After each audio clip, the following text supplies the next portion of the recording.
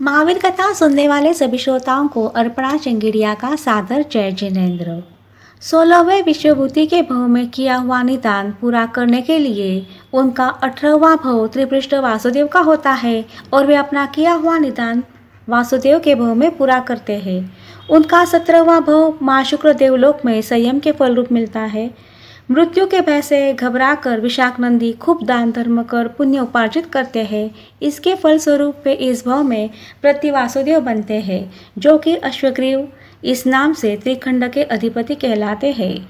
अश्वग्रीव बहुत ही ऐश्वर्यशाली व साम्राज्यशाली होने के बावजूद भी हमेशा मृत्यु के भय से चिंतित रहते हैं। ये उनकी आदत पिछले जन्म से ही चली आ रही है। पोतनपुर राज्य के प्रजापति नामक राजा अश्वग्रीव के मांडलिक राजा है। उनका एक पुत्र जिसका नाम अचल है, वो त्रिपृष्ठ वासुदेव का सौतेला बड़ा भाई है। फिर भी दोनों में खूब प्रेम है। त्रिपृष्ठ वासुदेव मृगावती के पुत्र है, जो कि महाशक्तिशाली और महापराक्रमी है। ऐसा कहते हैं कि वासुदेव हमेशा प्रति वासुदेव के हंता होते हैं और प्रति वासुदेव का हनन करने के बाद उनका सारा साम्राज्य उन्हें मिलता है। एक बार राजा अश्वग्रीव, जो कि पिछले भव से ही मृत्यु के भय से चिंतित है, वो अपने राज दरबार में निमित्तज्ञ से पूछते हैं कि मेरी मृत्यु किसके हाथों होगी। तो निमित्तज्ञ कहते हैं, जो तुम्हारे राजदूत की पिटाई करेगा और जो केसरी सिंह की निशस्त्र हत्या करेगा, वो ही तुम्हारे मौत का निमित्त बनेगा। इसलिए अश्वग्रीव अपने एक अशालीन और घमंडी राजदूत, जिसका के नाम चंडमेघ है, उसको बुलाकर कहते हैं कि तुम बारी बारी हर राज्य में जाकर देखो कि तुम्हारे अशिष्टाचारी व्यवहार से त्रस्त होकर जो व्यक्ति तुम्हारी पिटाई करे, उसे फौरन बंदी बनाकर यहाँ लेके आओ। चंडमेघ राजा अश्वग्रीव का आदेश सुनते ही हर राज्य में घूम के आतंक मचा के प्रजापति के राज्य की ओर आगे बढ़ता है। उसने जहाँ जहाँ भी आतंक मचाया हुआ होता है, वे सभी राज्य के लोग अश्वग्रीव के आतंक और भय से ग्रस्त होने के कारण उसका विरोध तक नहीं करते। उसकी पिटाई करना तो बहुत दूर की बात होती है। जब प्रजापति की बारी आती है तो चंडमेघ बिना समाचार दिए, बिना अनुमति लिए दरबार में दाखिल हो सभा बर्खास्त करता है। उसका यह अशिष्टाचार देख त्रिपृष्ठ और अचल दोनों को बहुत क्रोध आता है, लेकिन राजधर्म के शिष्टाचार का पालन करते हुए वे दरबार में तो शांत रहते हैं, लेकिन उसको सबक सिखाने की योजना बनाते हैं। जब चंडमेघ वहाँ से निकलकर वापस अपने राज्य की ओर जाने को निकलता है, तब वे उसे मार्ग में ही रोककर उसकी खूब पिटाई करते हैं। उसके साथ के सैनिक अश्वग्रीव तक ये समाचार पहुँचाते हैं, लेकिन जब प्रजापति को यह खबर मिलती है तो वे चंडदूत से माफ़ी मांगकर उसका फिर से सम्मान करते हैं और अश्वग्रीव तक ये समाचार ना पहुँचे इसलिए उसे इनाम भी देते हैं।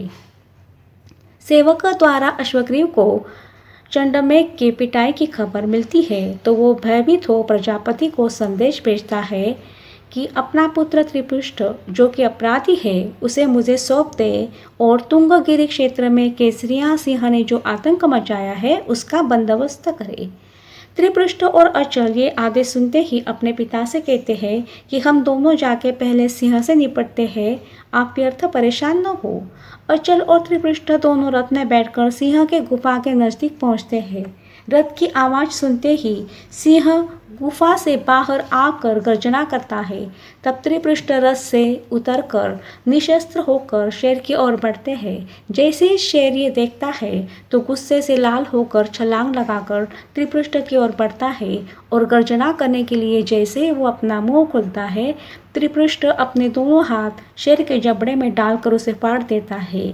तभी अचल शेर से कहते हैं, अगर तुम केसरिया सिंह हो तो तुम्हें मारने वाला कोई साधारण व्यक्ति नहीं, ये तो नर केसरी है। ये सांत्वना पर शब्द कहने वाले अचल की आत्मा आगे आने वाले भव में इंद्रभूति गौतम की आत्मा बनती है। जब केसरिया सिंह के हत्या का समाचार अश्वग्रीव को पहुंचता है तो वो और भी भयभीत होकर राजा प्रजापति को संदेश भेजता है कि तुम्हारा पुत्र अभी तक मेरे पास कैसे नहीं आया, उसने मेरा पुनः अपमान किया है। अगर उसे जल्दी नहीं लौटाया तो मुझे तुम्हारे राज्य पर आक्रमण करना पड़ेगा। त्रिपृष्ठ और अचल को अब अंदाजा हो जाता है कि शीघ्र ही अश्वग्रीव आक्रमण करेगा, तो वे युद्ध नीति सीखने के लिए एक योगी के पास जाकर चक्र पर कब्जा करने की और चक्र चलाने की विद्या का अभ्यास करके उसमें निपुणता हासिल कर लेते हैं। क्योंकि बिना चक्र विद्या सीखे अश्वग्रीव पर विजय प्राप्त करना संभव नहीं है, ये वे जानते हैं। इसलिए चक्र विद्या में माहिर होने के बाद अब वे अश्वग्रीव का सामना करने के लिए आते हैं। जब बाकी राजाओं को यह समाचार मिलता है त्रिपृष्ठ अश्वग्रीव का सामना करने जा रहे हैं, तो वे भी त्रिपृष्ठ से पूरी सेना के साथ आके मिलते हैं, क्योंकि वे जानते हैं कि वे अकेले अश्वग्रीव का कभी सामना नहीं कर पाएंगे। इस कारण त्रिपृष्ठ की सेना अश्वग्रीव के करीबन तुल्य बल हो जाती है।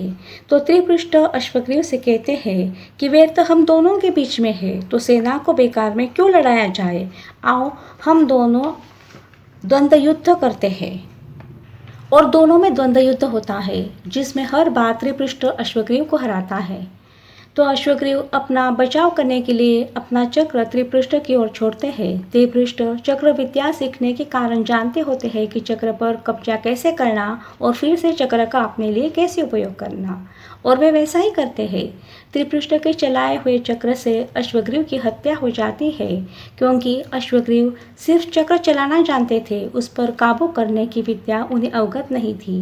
जैसे ही अश्वग्रीव की मृत्यु हो जाती है, उसी वक्त आकाशवाणी होती है कि त्रिपृष्ठ अब वासुदेव बन गए हैं, त्रिखंड के स्वामी बन गए हैं। वासुदेव बनने के बाद त्रिपृष्ठ का जीवन और भी समृद्धशाली विलासी बन जाता है।